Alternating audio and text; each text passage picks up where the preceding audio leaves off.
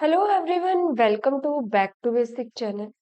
Social psychology जो है हम पढ़ रहे थे। सोशल साइकोलॉजी के अंदर जो है हमने एट्रीब्यूशन का टॉपिक शुरू किया था। अभी तक जो है हमने एट्रीब्यूशन का जो है वो इंट्रोडक्शन देखा था। टाइप्स देखे थे, कौन कौन से टाइप्स होते हैं, जिसमें हमने डिस्पोजिशनल और सिचुएशनल ट्रेट इन्हें जो है वो डिटेल में डिस्कस किया था। उसके बाद जो है हमने एरर इन एट्रीब्यूशन देखा था कि एरर जो है कौन कौन से fundamental attribution error, self serving bias, actor observer bias, ये जो एरर्स होते हैं एट्रीब्यूशन के अंदर, उन्हें जो है वो डिटेल में स्टडी किया था। उसके बाद जो है हमने अपनी थ्योरीज जो है वो स्टार्ट की हुई थी, जिसमें हमने अभी तक जो है अपनी हेडर्स एंड नाइव की एट्रीब्यूशन थ्योरी को इससे पहले वाली वीडियो में डिटेल में जो है वो पढ़ लिया था। इस वीडियो में हम जोन्स एंड डेविस की कोरेस्पोंडेंस इन्फ्रेंस थ्योरी को जो है वो डिटेल में पढ़ते हैं। ये हमारी जो है वो क्लास 17th होने वाली है सोशल साइकोलॉजी पर, और एट्रीब्यूशन के टॉपिक की ये 4th क्लास है हमारी। तो आइए शुरू करते हैं अपने इस वीडियो को। अगर आपको वीडियो पसंद आ रही है तो चैनल को जो है वो सब्सक्राइब जरूर कर ले, और जो है वो वीडियो को लाइक जरूर कर दे। आइए शुरू करते हैं अपने इस वीडियो को। Jones Davis correspondence inference theory 1965, 1951-52 के आसपास जो है हमारे पास हेडर एंड नाइव्स की सबसे पहली एट्रीब्यूशन थ्योरी आई थी, जिसमें उन्होंने दो टाइप्स जो है डिस्पोजिशनल और सिचुएशनल ट्रेट, ये जो है वो हमारे नाइव हेडर ने ही दिए थे। इसमें जो है हम जोन्स एंड डेविस की कोरेस्पोंडेंस इन्फ्रेंस थ्योरी के बारे में पढ़ेंगे। अभी तक आपने पहले वाली वीडियो नहीं देखी है तो उसे ज़रूर देख ले, तभी जो है आपको ये वीडियो समझ में आएगी, क्योंकि मैंने जो है वो डिटेल में बताया था कि डिस्पोजिशनल एट्रीब्यूशन और सिचुएशनल, ये जो है क्या इनमें क्या डिफरेंस होता है, इन्हें जो है वो डिटेल में समझाया था इससे पहले वाली वीडियो में। उस वीडियो को जो है वो ज़रूर देख ले। इस वीडियो में शुरू करते हैं अपनी इस थ्योरी को। द टर्म कोरेस्पोंडेंट और इन्फ्रेंस, इन दोनों ही वर्ड का क्या मतलब होता है। ये जो है दो नए वर्ड यूज किए हैं जोन्स एंड डेविस ने। इन्फ्रेंस का मतलब तो सिंपली होता है एट्रीब्यूशन। एट्रीब्यूशन को ही जो है वो इन्फ्रेंस कह देते हैं। कोरेस्पोंडेंट का क्या? Correspondent refers to the idea that an observed behavior corresponds to or directly reflects a person underlying stable traits or disposition. Correspond का मतलब होता है जो भी बिहेवियर हम ऑब्जर्व कर रहे हैं, हमने कोई भी बिहेवियर ऑब्जर्व किया, वो ऑब्जर्व बिहेवियर हमें जो है एक स्टेबल ट्रेट और डिस्पोजिशन ट्रेट के बारे में बताता है। जो जोन्स एंड डेविस थे, उन्होंने जो है अपना main focus personal disposition trait पर किया था। डिस्पोजिशन का मतलब होता है पर्सनल कैरेक्टरिस्टिक। ये जानना चाहते थे कि जो कोई बिहेवियर कर रहा है वो अपने पर्सनल कैरेक्टरिस्टिक की वजह से कर रहा है या नहीं। सिचुएशनल ट्रेट पर इन्होंने वर्क नहीं किया था। मेनली जो इनका फोकस था वो डिस्पोजिशनल ट्रेट और पर्सनल कैरेक्टरिस्टिक के ट्रेट पे था। तो कोरेस्पोंडेंट का मतलब भी यही है कि जो बिहेवियर हम ऑब्जर्व कर रहे हैं वो डायरेक्टली जो है वो दिखाता है स्टेबल ट्रेट को, और एक डिस्पोजिशन ट्रेट को जो है वो दिखाता है। उसे जो है वो कोरेस्पोंडेंट कहते हैं। अगर ये समझ में यहाँ तक नहीं आया तो आप आगे देखिए, उससे जो है वो समझ में आ जाएगा। The theory focuses on how and when we conclude that a person's behavior corresponds to their underlying personality rather than being caused by situational factor. Person का कौन सा बिहेवियर जो है उसके पर्सनैलिटी, पर्सनल कैरेक्टरिस्टिक की वजह से आ रही है, rather than situational factor. Situational factor पर हमारा फोकस नहीं था जोन्स एंड डेविस का। उनका फोकस था कि कौन से बिहेवियर जो है वो पर्सनल कैरेक्टरिस्टिक की वजह से आ रहे हैं। Suggests that We attribute behavior to stable personal characteristic rather than situational factor when certain conditions are met. Jones and Davis ने कुछ कंडीशंस दी। इन्होंने मेनली जो है वो 5 कंडीशंस अपनी दी थी और उन्होंने कहा कि अगर आप ये कंडीशंस जो है वो प्रोवाइड करते हैं ना किसी भी पर्सन को, तो उसकी वजह से जो है उसके पर्सनल कैरेक्टरिस्टिक का पता चलता है, डिस्पोजिशनल कैरेक्टरिस्टिक का जो है वो पता चलता है। ऐसा जो है वो इनका कहना था कि अगर आप ये 5 कंडीशंस मीटअप कर देते हैं तो उससे ये पता चलेगा कि कोई पर्सन जो है वो कोई भी बिहेवियर कर रहा है वो उसके खुद के पर्सनल कैरेक्टरिस्टिक की वजह से कर रहा है, न कि सिचुएशन फैक्टर की वजह से। जोन्स एंड डेविस का जो है वो मेन फोकस ही यही था कि वो देखना चाहते थे कि कौन जो है वो पर्सनल कैरेक्टरिस्टिक की वजह से बिहेव कर रहा है। सिचुएशन फैक्टर को जो है उन्होंने स्टडी नहीं किया था। उन्होंने 5 कंडीशन दी और ये बताया कि ये कंडीशंस अगर मीट हो जाती है तो हम ये कह सकते हैं कि ये पर्सन का बिहेवियर जो है वो पर्सनल कैरेक्टरिस्टिक की वजह से है। अब जो है उन 5 कंडीशंस को जो है हम डिटेल में पढ़ते हैं। सबसे पहला है नॉन कॉमन इफेक्ट, सेकंड है चॉइस, थर्ड है हेडोनिक रेलिवेंस, फोर्थ है सोशल डिजायरेबिलिटी, फिफ्थ है पर्सनलिज्म। तो ये 5 कंडीशंस जो है वो इन्होंने दी थी। यहाँ इनकी डेफिनेशंस है, यहाँ इनके जो है वो एग्जाम्पल्स दिए गए हैं। तो सबसे पहले हम डेफिनेशन देखते हैं। Behavior seen as freely chosen is more likely attributed to personal trait। इन्हें जो है हम डिटेल में समझते हैं कि ये क्या कहना चाहता है। तो हमारी अगर पहली कंडीशन है हमारे पास चॉइस की, चॉइस, इन्होंने कहा कि अगर हम किसी पर्सन को फ्री चॉइस देते हैं कि उसे 2 चीज में से एक को जो है वो चूज करना है, जैसे कि एग्जाम्पल में देखें, a person can choose arrange marriage और लव मैरिज। एक पर्सन है, मान लीजिए ये एक पर्सन है, इसे जो है ना वो चूज करना है कि अरेंज मैरिज अच्छी है या लव मैरिज अच्छी है। इन दोनों में से एक को जो है इससे जो है वो चूज करना है। वो फ्री है, कोई प्रेशर नहीं है उसका। मान लीजिए उसने जो है वो अरेंज मैरिज को चूज किया और ये कहा कि अरेंज मैरिज अच्छी है, लव मैरिज अच्छी नहीं होती।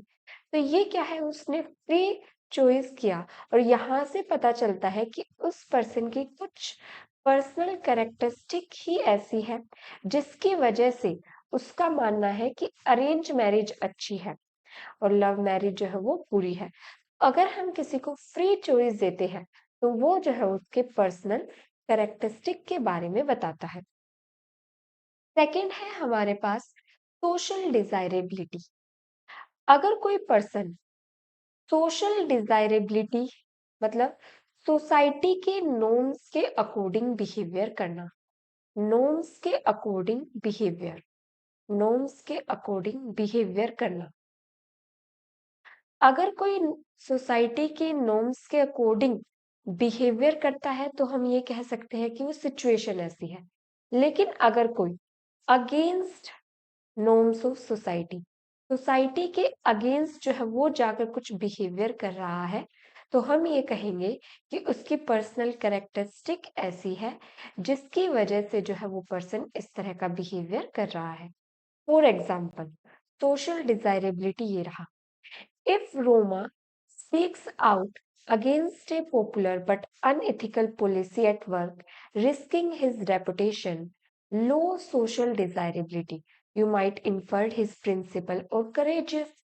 अगर आपको कहे कि एक पॉलिसी बनाई गई किसी इंस्टीट्यूट में, कोई पर्सन उसके खिलाफ नहीं बोल रहा, लेकिन जो है एक पर्सन उठता है रोमा और ये जो है रोमा उठ के उस पॉलिसी के खिलाफ जो है वो बोल रही है। तो यहाँ से हम ये कह सकते हैं कि रोमा के अंदर ही कुछ पर्सनल उसकी जो है वो कैरेक्टरिस्टिक जो है वो करेजियस वाली है, कि वो बहुत करेजियस है, बहुत साहसी है और जो है वो गलत को जो है वो नहीं देख सकती, इसलिए जो है वो उसके खिलाफ बोल रही है।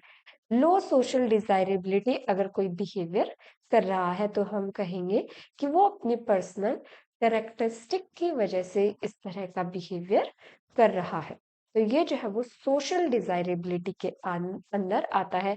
अगर कोई नॉर्म्स के सोसाइटल नॉर्म्स के अगेंस्ट बोल रहा है तो हम ये कहेंगे कि उसकी पर्सनल कैरेक्टरिस्टिक ऐसी है जिसकी वजह से वो बोल रहा है। अदरवाइज नहीं तो वो सबकी तरह सुन ले, सिचुएशन ऐसी है कि सब सुन रहे हैं तो वो भी सुन ले। लेकिन एक जो है वो बोल रही है रोमा, तो वो उसकी पर्सनल कैरेक्टरिस्टिक को दिखा रहा है। नेक्स्ट है हमारे पास non common effect. Non common effect में मतलब ऐसा बिहेवियर जो कॉमन से हटकर है। For example, non common effect ऐसा बिहेवियर जो कॉमन नहीं है। अगर आप एक आइडियल बिहेवियर देखें तो मैक्सिमम जो है वो हाई पेड जॉब लेंगे। अगर हमें हाई पैकेज का जॉब मिलती है तो वो हम ले लेते हैं।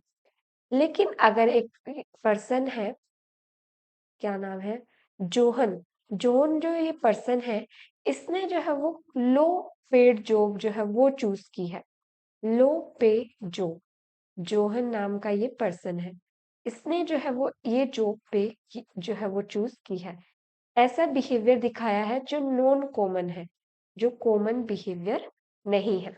तो इससे हम कह सकते हैं कि जोहन के अंदर ही जो है वो कुछ पर्सनल कैरेक्टरिस्टिक ऐसी है कि उसे जो है ये हाई पेड वाली जॉब नहीं चाहिए, बल्कि उसे ने जो है जो ये लो पे वाली जॉब चाहिए वो इसलिए ली है ताकि वो जो है अपनी होम सिटी में अपनी फैमिली के पास जो है वो रह सके। तो ये जो है वो उसका लविंग नेचर, जो इसकी पर्सनल कैरेक्टरिस्टिक है, लव नेचर जो है अपनी फैमिली को लेकर, वो जो है वो शो करता है। अगर वो, क्योंकि उसने कोई कॉमन बिहेवियर नहीं दिखाया, ये जो है वो साफ साफ इसकी पर्सनल कैरेक्टरिस्टिक को जो है वो दिखाते हैं। उसकी पर्सनल कैरेक्टरिस्टिक ये है कि जो जोहन है वो अपनी फैमिली से बहुत प्यार करता है, इसलिए अगर वो अपने फैमिली के पास ही रहे, उसे बाहर जाके जो है वो काम ना करना पड़े, तो ये जो है वो लविंग नेचर अपनी फैमिली के प्रति उसकी पर्सनल कैरेक्टरिस्टिक को दिखाता है कि जोहन जो है वो अपनी फैमिली से प्यार करता है, इसलिए उसने इस लो पे जॉब को लिया है। जबकि एक नॉन कॉमन बिहेवियर है, ऐसा बिहेवियर जो कॉमन। नेक्स्ट है हमारे पास hedonic relevance. If Roma helps you fix your car, directly benefit you, या यहाँ पे हार्म भी आ सकता है। कोई ऐसा बिहेवियर जो आपको बेनिफिट दे रहा है या आपको नुकसान जो है वो पहुंचा रहा है। You are more likely to infer three kinds rather than attributing to a situational factor। कोई पर्सन जो है वो आपका जो है वो हेल्प कर रहा है या आपकी सिर्फ आपका जो है वो स्पेशली आपके लिए कोई फायदे का काम कर रहा है, आप ये देखेंगे कि वो पर्सन जो है वो काइंड है, अच्छा है। हेडोनिक रेलिवेंस में अगर कोई स्पेशली एक पर्सन आपको बेनिफिट दे रहा है या आपको नुकसान पहुंचा रहा है, आपकी सोच जो है, आपका एट्रीब्यूशन उस पर्सन को लेकर ये कहेंगे कि वो पर्सन जो है ना वो बहुत ही काइंड है, इसलिए उसने मेरी मदद की। तो ये जो है वो उसकी पर्सनल कैरेक्टरिस्टिक को दिखा रहा है कि उसका जो काइंड बिहेवियर है वो उसकी जो है वो पर्सनल कैरेक्टरिस्टिक को जो है वो दिखाता है। नेक्स्ट है हमारे पास पर्सनलिज्म। If Lisa compliment your work specifically, you might infer she genuinely likes you। एक लड़की है लीजा जो आपकी कंपनी में ही काम करती है और वो आपके काम को देखकर रोज आपको कॉम्प्लीमेंट जो है वो देती है कि आप बहुत अच्छा काम कर रहे हैं, आप सबसे अलग है। हर दिन जो है आपके काम को लेकर कॉम्प्लीमेंट करती है और किसी को इस तरह से नहीं करती, पर्सनली आपको टारगेट किया जा रहा है। तो ये आपको दिखाता है you might infer she genuinely like you. वो उसकी लीजा की पर्सनल कैरेक्टरिस्टिक को दिखा रहा है कि वो आपको जो है वो लाइक करती है, या वो बहुत ही काइंड है, या आपके लिए काइंड है, या जेन्युइनली आपको लाइक करती है। वो उसकी जो है वो पर्सनल कैरेक्टरिस्टिक को दिखाता है। अगर स्पेसिफिकली, तो वो जो है आप बॉस की पर्सनल कैरेक्टरिस्टिक को दिखा रहा है कि वो जो बॉस है वो आपको पसंद नहीं करता, तो वो उसकी पर्सनल कैरेक्टरिस्टिक को दिखा रहा है। इसी तरह यहाँ इस एग्जाम्पल में लीजा है जो कॉम्प्लीमेंट करती है स्पेशली आपको, वो उसकी जो है वो पर्सनल कैरेक्टरिस्टिक को दिखाता है कि वो आपको लाइक करती है। तो ये जो है हमारी पर्सनल डिस्पोजिशन से रिलेटेड थे। ये सभी जो है वो इनकी डेफिनेशन है। Social desirability, non common effect, hedonic relevance, personalism, ये सब जो है वो इसके अंदर आता है। जिन्होंने सिर्फ इनका मेन मोटिव था जॉन एंड डेविस की थ्योरी का कि कौन सा बिहेवियर जो है वो पर्सनल डिस्पोजिशन की वजह से किया जा रहा है, इस बात का पता लगाना। इस वीडियो में बस इतना ही। नेक्स्ट वीडियो में हम केली की एट्रीब्यूशन थ्योरी को डिटेल में पढ़ेंगे विद एग्जाम्पल के साथ। Thank you for watching this video.